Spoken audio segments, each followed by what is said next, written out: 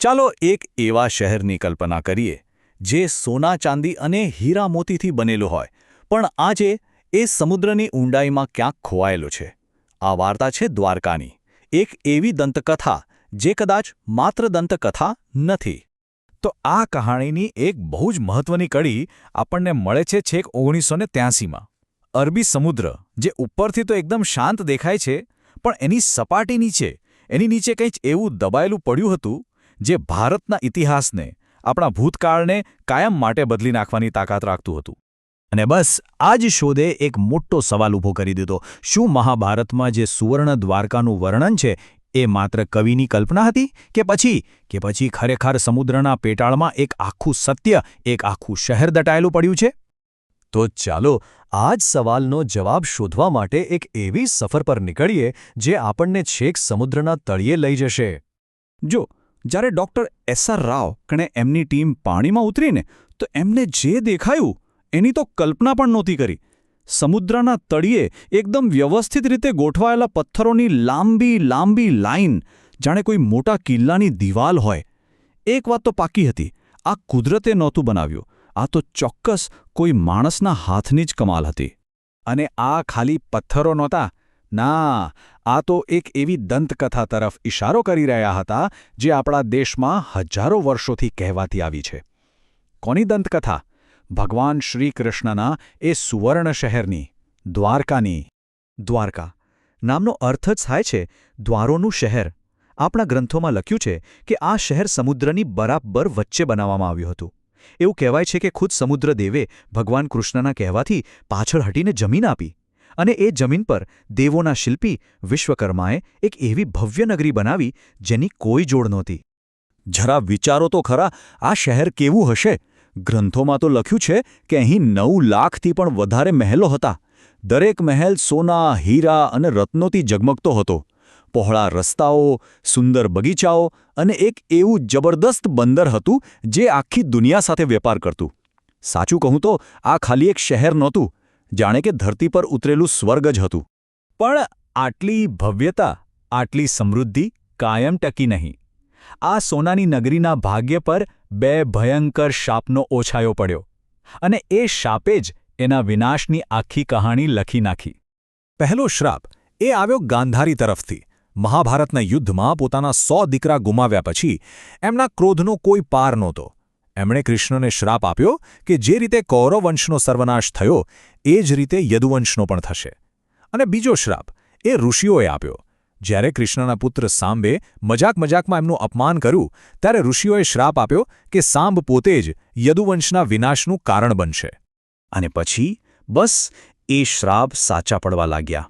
સાંબ દ્વારા પેદા થયેલા લોખંડના મુશળને ભૂકો કરીને દરિયામાં ફેંકી દેવામાં આવ્યું, પણ નસીબને કોણ ટાળી શકે? ધીમે ધીમે યદુવંશીઓ ઘમંડી ભ્રષ્ટ થઈ ગયા. અને પછી એક કાળો દિવસ આવ્યો. પ્રભાસ ક્ષેત્રના કિનારે નશામાં ધૂત થઈને આખું કુળ એકબીજા સાથે લડીને ખતમ થઈ ગયું. પોતાના કુળનો આવો અંત જોઈ કૃષ્ણએ પણ દેહત્યાગ કર્યો. અને જેવી એમણે આંખ મીચી, સમુદ્રે પોતાની આપેલી જમીન પાછી લઈ લીધી. સોનાની દ્વારકા પળવારમાં પાણીમાં સમાઈ ગઈ. તો આ હતી પૌરાણિક કથા.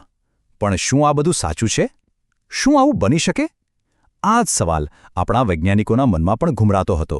અને બસ અહીંથી જ શરૂ થાય છે પુરાવા અને સત્ય શોધવાની એક નવી જ સફર. દ્વારકાને શોધવાના પ્રયત્નો તો દાયકાઓથી ચાલતા હતા. છેક 1930ના દાયકામાં માછીમારો કહેતા કે પાણી નીચે કંઈક અજીબ દેખાય છે. પછી 1963માં એએસઆઈએ થોડું ખોદકામ પણ કર્યું. પણ આ કામને ખરી દિશા આપી પુરાતત્વવેદ ડૉક્ટર એસ.આર. રાવે. એમણે 1969માં ભારતનું પહેલું મરીન આર્કિયોલોજી યુનિટ બનાવ્યું, અને પછી તો જાણે એક દાયકા સુધી 12 વખત સમુદ્રને ખૂંદી વળ્યા. પણ આ કામ જરાય સહેલું નહોતું.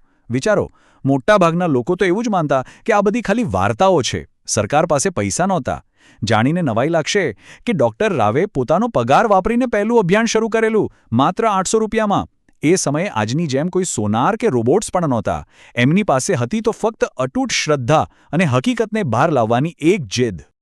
તો આટલી બધી મહેનત, આટલા સંઘર્ષ પછી એમને હાથ શું લાગ્યું? ચાલો હવે જોઈએ કે વિજ્ઞાને સમુદ્રના પેટાળમાંથી કયા રહસ્યો શોધી કાઢ્યા. જે પુરાવા મળ્યા એની યાદી તો જુઓ અદ્ભુત છે. એક અડધા કિલોમીટરથી પણ લાંબી પથ્થરની દિવાલ મળી, જાણે કોઈ કિલ્લેબંધી શહેરનો જ ભાગ હોય. મોટા મોટા પથ્થરના સ્તંભો મળ્યા, જે કોઈ ભવ્ય મહેલ કે ઇમારતની સાબિતી આપતા હતા. અને 30થી પણ વધારે પથ્થરના લંગર. આ તો સીધો સંકેત હતો કે અહીં એક ધમધમતું બંદર હતું. એક પછી એક પુરાણોમાં લખેલી વાતો જાણે હકીકત બનીને સામે આવી રહી હતી. પણ સૌથી મોટો અને ચોંકાવનારો પુરાવો તો ત્યારે મળ્યો જ્યારે ત્યાંથી મળેલા એક લાકડાના ટુકડાની કાર્બન ડેટિંગ કરવામાં આવી.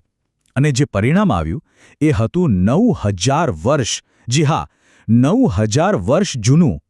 આનો મતલબ શું થાય? આનો મતલબ એ કે આ અવશેષો તો આપણી સિંધુ ખીણની સંસ્કૃતિ કરતાં પણ હજારો વર્ષ જૂના હતા. આ એક એવી શોધ હતી જે ભારતના આખા ઇતિહાસને ફરીથી લખવા માટે મજબૂર કરી શકે એમ હતી. પછી તો 21મી સદી આવી અને શોધખોળને નવી આધુનિક ટેકનોલોજીનો સાથ મળ્યો. સોનાર જેવી ટેકનોલોજીથી સમુદ્રના તળિયાનો આખો નકશો તૈયાર કરાયો. અને આ નકશાએ તો ડૉક્ટર રાવની વાત પર મજબૂત મોહર મારી દીધી. એ સ્પષ્ટ દેખાયું કે પાણી નીચે ખરેખર એક વિશાળ, વ્યવસ્થિત રીતે વસેલું શહેર દટાયેલું છે, જેમાં નદીઓ અને રસ્તાઓ પણ હતા. તો હવે સવાલ એ છે કે આટલું મોટું, આટલું ભવ્ય શહેર ડૂબ્યું કઈ રીતે? જો પૌરાણિક કથા કહે છે કે શ્રાપ અને યુગના અંતને કારણે આવું થયું, જ્યારે વિજ્ઞાન કહે છે કે લગભગ 9000 વર્ષ પહેલાં હિમયુગ પૂરો થતાં દરિયાની સપાટી બહુ ઝડપથી વધી હતી. કદાચ કોઈ મોટી સુનામી આવી હોય.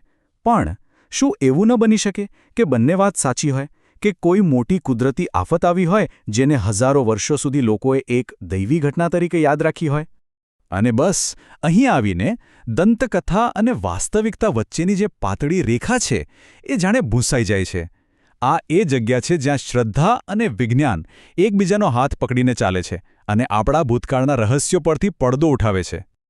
આ શોધનું સાંસ્કૃતિક મહત્વ કેટલું છે એનો અંદાજ એ વાત પરથી લગાવી શકાય કે હમણાં જ ફેબ્રુઆરી 2024માં ભારતના વડાપ્રધાન શ્રી નરેન્દ્ર મોદીએ પોતે એ પવિત્ર જગ્યાએ ડૂબકી લગાવી.